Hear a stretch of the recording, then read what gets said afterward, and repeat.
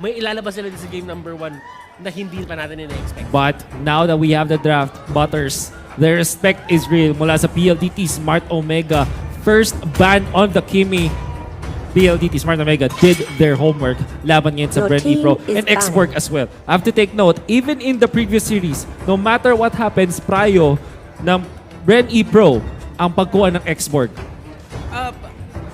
It's their lineup eh. Kumbaga, it's their strategy. It's their comfort zone na they have this early game, sabihin natin early game heroes that can fight. Your team At is kapag picking. nakuha nila yung top turret, they actually win from that. So sabi na lang dito ng PSO, let's stop that. Huwag natin ibigay yung madaling mag-push and then just control kung ano man yung dapat control at the side ng BRE. Yeah. So now, ano ba ang mga available na heroes natin dito?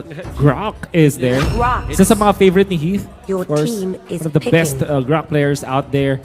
Bruno is available. You know what? Hindi natin nakita si Farsa na nahawakan in the previous series.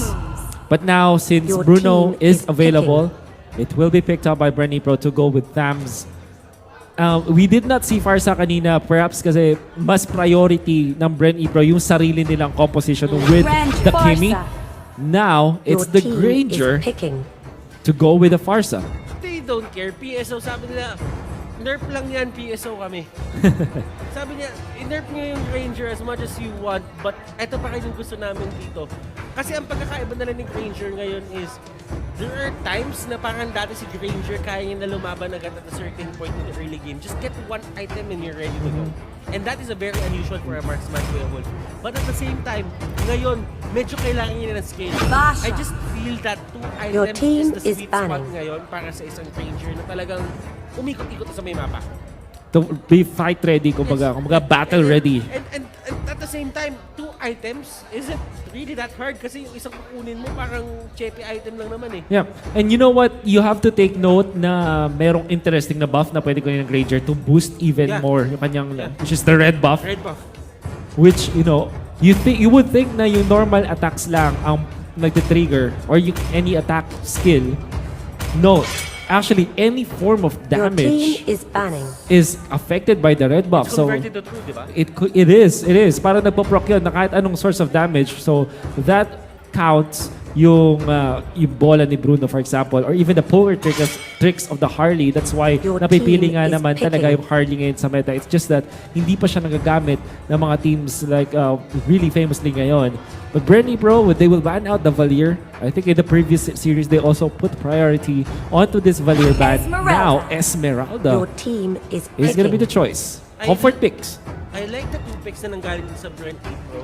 Kasi one of the things na kailangan nila dito sa backliner, and usually for a Farsa kasi, ang mga kinukuha dito madalas is yung mga assassins. Pero kasi inisip nila na merong Ranger itong kabila. So if the assassin gets caught out, sure kaming tutumba ng Ranger yun. So what they did was, ano nga ba yung mga gandang mga backliner na pwede? Baksha is a tanky hero. Esmeralda is Jawhead. tanky as well. Ibig sabihin, Chou. these are the heroes na hindi Your team ganun kadaling is picking. i-take down ng isang Ranger. Yeah. So might as well get the control on the far side at Natalia. the same time, get the extra tankiness na dinadala nila sa fight. You know what? Before we transition into talking about itong Natalia pick uli para sa BREN Pro, na pinik ng the third place dito ng BREN Pro yung Baksha. Tapos straight up Esmeralda. This is them saying na parang sinulit nila yung third and fourth slot dito na hindi nila binigay yung Baksha para sa PLDT Smart Omega para dahil isa to sa mga comfort picks na PLDT Smart Omega. But also, they want to get this Esmeralda talaga. And without the Baksha, there's really no stopping yung sustain ng mga guys sa Esmeralda. But the last picked, Natalia, once again, if you look back a week ago, you will remember, ginamit nila yung Natalia laban sa isang Farsa composition. It looked really, sabihin na natin, gimmicky in a way. But it kind of makes sense. It's your way to scout out where your opponents are. And yung Farsa, never ever magkakaroon ng comfortable spot kung saan pwede niyang gamitin yung Feathered Airstrike. Kasi every time na ikakast na channel niya yung Feathered Airstrike, nako, kailangan lagi siyang takot sa Natalia. It is the same as a Franco and a Selena. Na parang, there's 5 always, seconds pagka till wala the yung enemy Selena reaches sa mapa the o yung Franco sa battlefield. mapa, there's Smash always a them. time na pwede kang tamaan ng isang magandang All hook. troops And that's the deployed. same idea as the Natalia. So let us head on to the Land of Dawn, mga kaibigan. This is going to be PSO versus BRE. Game number 1. Grand finals na tayo ngayon. Grand finals already. And this is the Season 1 Championship na pinag-uusapan natin. Not just the conference finals, not just the conference championship, but the champion of the season. It all boils down to this Game 1 of this best-of-5 series. Malapit agad na pinapakita natin as Toshi gets and secures their own red buff. Interestingly, ang nangyayari kasi if you do play this Natalia is magkakaroon ka ng -1 in terms of your supporting cast, which kind of feels that BREN Pro needs to make this early game perfect for themselves. And kailangan ni Rafaela dito na mag-step up katulad ng ginagawa niya dati. Nung nag-cook siya, nung nagtataya sila, it is very hard to tank alone. It is very hard to tank alone kasi isipin mo si Renzo dito. Yes, Renzo has a bit of tankiness then, but once the ultimate comes off, it seems like he's a normal hero again, di ba? Now, the problem is level 4 na itong ating Farsa. But at that moment, BREN Pro, they will just back out. The bigger problem already para sa BREN Pro na nakikita natin ngayon is under-level talaga yung kanilang supports.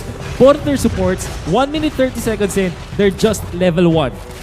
Ang ganda na pinapakita dito ng PSO on how they actually manage their XP.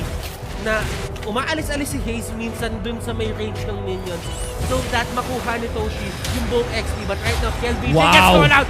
Wow! Look at the connection, mga kaibigan! KLBJ will be the first blood dito for the side of BRE. Pero sumagot sila sa may baba. They will get that kill on Hayes.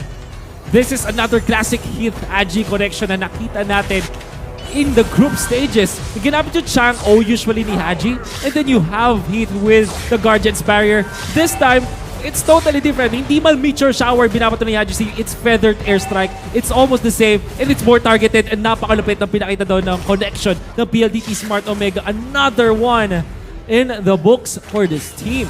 Ako, ang tawag ko doon checkmate technique kasi kahit anong gawin mo, hindi ka na talaga makakatakas. But that is the way of the dragon for Kenji, and they will secure that kill on Rafaela. But onto the middle lane, Heath dito mga kaibigan, kabutikan mahuli. This is such a good display of talent mula sa PLDT Smart Omega. For sure. Now JP. Dito, actually eating a lot of those airstrikes. JP dito trying to fight this out, pero Haji getting caught out. And this is one place na ayaw mo makita yung Farsa mo, pero Turtle resurrecting with soon. the assist. Oh wow, this is Hayes by the way with the jawhead, which kind of is a throwback back in 2017 or was 2018? Was 2018? Early 2018 na nakikita natin na whenever he cannot play the Chou anymore kasi nababan sa kanya, he plays the mean jawhead. Alam mo, ang tagal Really pala, good. no? Sobrang tagal. It was actually late 2018. Late 2018. Basta 2018 siya. Well, at least 2 years now. 2 years now, yeah. But ang tagal na pala natin nagaganito, man. Yeah. Wow, It is what Jawhead it is. throwback. This is just a throwback. Kasi ngayon ang Jawhead, they are playing Jawhead as an offlaner nowadays. And before, sobrang valid niya na support / tank and pang setup, pang initiate. It's not that tanky anymore, but I guess with Hayes, nakausap natin. Kita mo naman yung setup na yun with the ejector, and he might even survive this. Surviving for long enough for JP look to at be JP. able to take it. Pero take it Greedy down. trying to get that kill, pero the process, the pag-take nila ng kill sa Granger na yon, they lose 2 people into the Exactly. process. They give gold to the Granger, and that, Toshi is happy with that. And they're not done. Bruno now sa top lane. Napatay dito Rafaela wants to take down Kenji, but Kenji is ever so sleepy with this Chou. At walang magagawa yung ultimate dito ni Rafaela as Haji Z threatens for a kill as well up top. PLDT Smart Omega back at their really superstar movements dito. Oh, and that is another fair strike, pero sabi ni Rafaela, meron akong paggulong palabas. Alis na lang ako dito, but right now, another skirmish is happening to the bottom lane. Grid dito, a bit early on that retribution, pero Renzo getting caught out, and he's trying to fight this. Flicker in, pero that Sonata is there to seal the deal. And it looks like they want to go for Hayes this time. The jump in mula kay JP dito. The dive will be there. Patay dito yung Ranger. Now hinabol nila si Grid with the unstoppable force. There's the ejector and of course Kenji to take the kill. PLDT Smart Omega hindi magpapadaing. Mamatayan man sila ng isa, they will take 2 in return. All throughout the map, they are winning 15k in the back para sa PLDT Smart Omega. Only 12k for BREN Pro. And the way of the dragon is there. Ejector palapit na sa may turret. And right now, the flicker is there. Unstoppable force. magagamit, pero JP dito has something in mind na hindi may expect na kalaban niya. He just needs a flicker. Nandun na sa harapan siya mismo dito ng Jawhead and hindi masyadong magiging effective yung sa comfort. However, what they're not stopping right now is yung paglakas ng dalawang horse dito ng PLDT Smart Omega. Hajizi and Toshi are getting everything that they wanted. Even get a kill onto the Esmeralda this time. Napakagandang rotation mula sa PLDT Smart Omega. One thing you have to take note is napakabilis mag-converge dito ng mga members ng PLDT Smart Omega through a kill. You have to take note, Jawhead with Unstoppable Force, sobrang bilis maglakad. The movement speed is so high. And of course, the Grok, when near the walls, is also very speedy. Oh, and actually, Greed stole the blue buff from that Farsa na retribution niya, and it's one of the things na ginagawa talaga ng isang Natalia. He can actually see kung ano man yung ginagawa dito ng kalaban and probably steal a few objectives here and there. Pero the knock-up is there, with Lisa dito will be another casualty. But out of the backlines, dito hinahabol niya mga kaibigan si Haji. Haji, nag-bird form siya dito, pero does it matter? Will it matter? That is the question. That's so not, hindi tatama, pero the wave of dragon is still there. Granger will get the kill onto the Esmeralda. Things are looking great for the side of PSO. Definitely. You have to take note, napakaganda nung pinakita doon ni Heath. But mamaya natin mag-usapan because Kenji will have to run away. Fortunately, sa Chou, there's Shun po, there's Jit Kundo, kaya-kaya makalayo. You know what? Heath actually stopped the charging of the Moonlight, of the Falling Star Moon, I mean. Dahil dun sa kanyang wild charge, which is again so much value. Hindi nila mamapatay agad si JP if not for that. I mean, Haji Z still died, but they were able to get something in exchange. Now top lane, Greed, very unlikely to survive. Very squishy Natalia, samantala sa baba naman. Another kill for PLDT Smart Omega. They did, yung Natalia pick nila, pinapunish sobra dito ni Kenji to the point na yung Natalia kesa nakakatulog siya at kesa nakakascout siya. This time around, pakamdam ko dapat malapit siya, pero roughly siya dito will get ejected dun pa balik. Pero JP dito will be the next target, and one more could actually get that kill. Pero Toshi dito is going in, and the crits, my goodness! And hasty nang kipa yung dalawang atake ng Torreton just for Toshi to get away. PLDT Smart Omega on another level in terms of their synchronization talaga dito laban sa BREN E-Pro. BREN E-Pro, nakita natin tinry ni Bruno na iligtas yung kanyang tropang Esmeralda, but at the cost of him dying. Dalawang shots ng Death Sonata yung kinailangan niyang takihin doon. And one crit. Now, he sets up for this kill. This time, there's the dive. But fortunately, this is Raflesia and JP. Napakakunat nga naman. Even with PLDT Smart Omega leading in this map. Grabe yung synchronization, grabe yung communication dito na side ng PSO to the point na parang sumasayaw sila dito sa isang musical na sabay-sabay sila halos gumalaw. And this is one of the things that makes PSO scary, pero Greed try to take Farsa pero he doesn't have the damage to do so.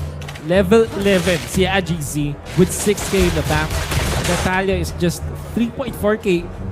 Essentially half of the net worth of this Farsa. Tapos napakababa pa ng level niya. And to add to that, malambot talaga Natalia. You see that only 2 strikes of the Feathered Airstrike was enough.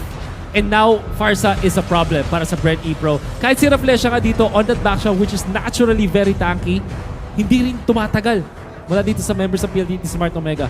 JP is doing great, but at the same time, JP can only answer one person to the side of PSO. He needs to choose. Do I answer Toshi? Do I answer Haji? Eh pareho to, maganda yung performance eh. So at the same time, if you don't catch them with one Falling Star Moon, I don't really think that you can win a skirmish or a clash ngayon sa stage ng game ito. And now top lane now, Mega kill! Another hit. This time Renzo should be backing down. There's the Feathered Airstrike. Raflesia ang target nila dito. Ang labot! Oh! One last strike! Mula doon sa Farsa. Enough para sa PLDT Smart Omega. Now KLVJ in trouble. And of course Kenji to get the kill. How can they defend with 2 very squishy heroes this time? Renzo is a Thabs. Pero at this point, hindi niya kaya to. Naku po, yun na naman! Huling-huli. PLDT Smart Omega, masterful performance laban sa BREN E-Pro. There's the wipe and there should be game. PLDT Smart Omega to take game 1. One statement na pwede natin gawin doon sa game na yon is to never give out the Farsa this meta.